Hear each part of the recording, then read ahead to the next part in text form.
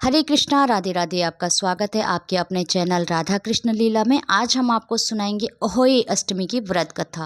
अहोई अष्टमी के व्रत में पूजा के साथ ही व्रत कथा सुनने का खास महत्व है। मान्यता है कि इस कथा को सुनने के बाद ही आपका व्रत पूर्ण माना जाता है।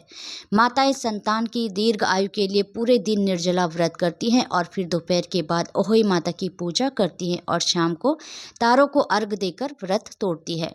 आइए सुनते हैं अहोई अष्टमी व्रत की कथा। एक साहूकार था जिसके 7 बेटे और 7 बहुएं थी। दिवाली से पहले कार्तिक कृष्ण अष्टमी को सातों बहुएं अपनी इकलौती ननद के साथ जंगल में जाकर खदान में मिट्टी खोद रही थी। वहां शाहू की माँ थी। मिट्टी खोदते समय ननद के हाथ से शाहू का बच्चा मर गया। इससे शाहू माता बहुत नाराज हो गई और बोली, मैं तेरी कोख बांधूंगी। तब ननद अपनी सातों भाभियों से बोली, तुम में से कोई अपनी कोख बंधवा लो। सभी भाभियों ने अपनी कोख बंधवाने से इनकार कर दिया, परंतु छोटी भाभी सोचने लगी कि अगर मैंने अपनी कोख नहीं बंधवाई तो सासू जी नाराज होंगी। यह सोचकर ननद के बदले में छोटी भाभी ने अपनी कोख बंधवा ली।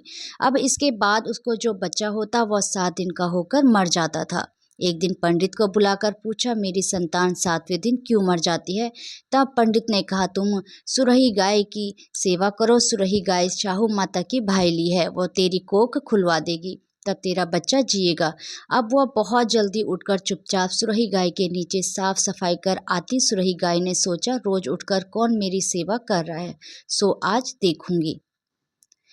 गौ माता खूब सवेरे उठी, देखती है कि साहूकार के बेटे की बहू उसके नीचे साफ सफाई कर रही है। गौ माता उससे बोली, क्या मांगती है? साहूकार की बहू बोली, शाहू माता तुम्हारी भाईली है और उससे मेरी कोख बांध रखी है, सो मेरी कोख खुलवा दो। गौ माता ने कहा, अच्छा ठीक है। अब तो गौ माता समुद्र पार साहूकार की बहू को अपनी भाईली के पास लेकर चल पड़ी। रास्ते में कड़ी धूप थी, सो वह दोनों एक पेड़ के नीचे बैठ गई। थोड़ी देर में एक सांप आया। उसी पेड़ पर गरुड़ पंखनी का एक बच्चा था। सांप उसको डसने लगा। तब साहूकार की बहू ने सांप मारकर ढाल के नीचे दबा दिया और बच्चे को बचा लिया।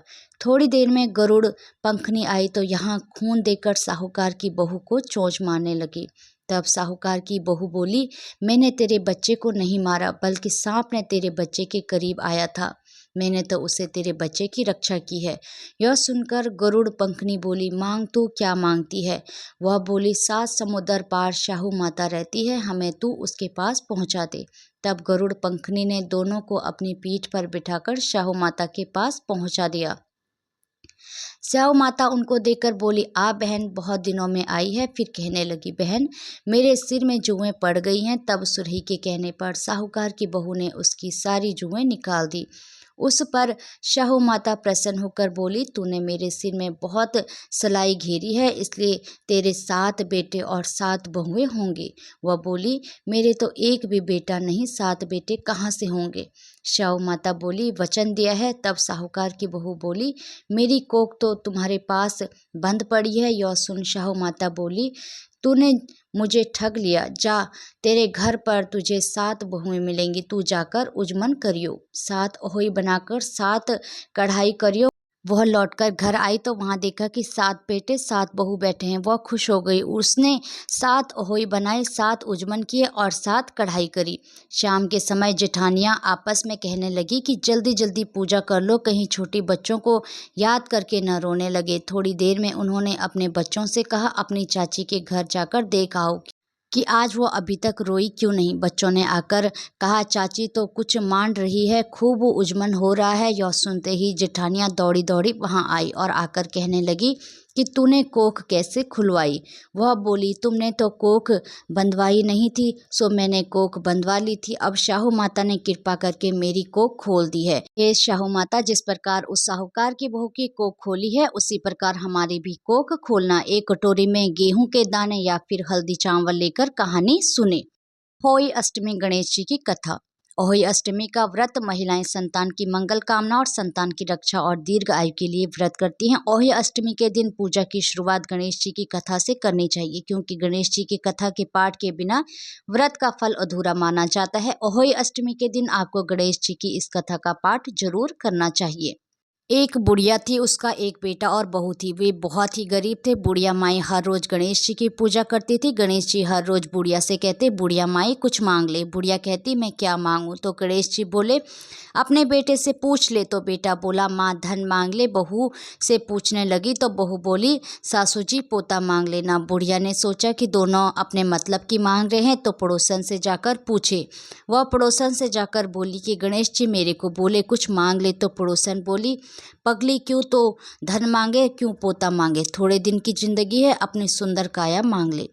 घर आकर बुढ़िया सोचने लगी कि बेटा बहू भी राजी हो, उनकी भी माननी चाहिए। दूसरे दिन गणेश जी आए और बोले, बुढ़िया माई कुछ मांग। बुढ़िया ने कहा, मुझे सुंदर काया दे, सोने के कटोरे में पोते को दूध पीता देखूं, अमर सुहाग दे, निरोगी काया दे, भाई दे, भतीजे दे, सारा परिवार दे, सुख दे, मोक्ष दे। गणेश जी ने कहा, बुढ़िया माई तूने तो मुझे ठग लिया, सब कुछ मांग लिया, अब जैसा बोला है वैसा ही हो जाएगा।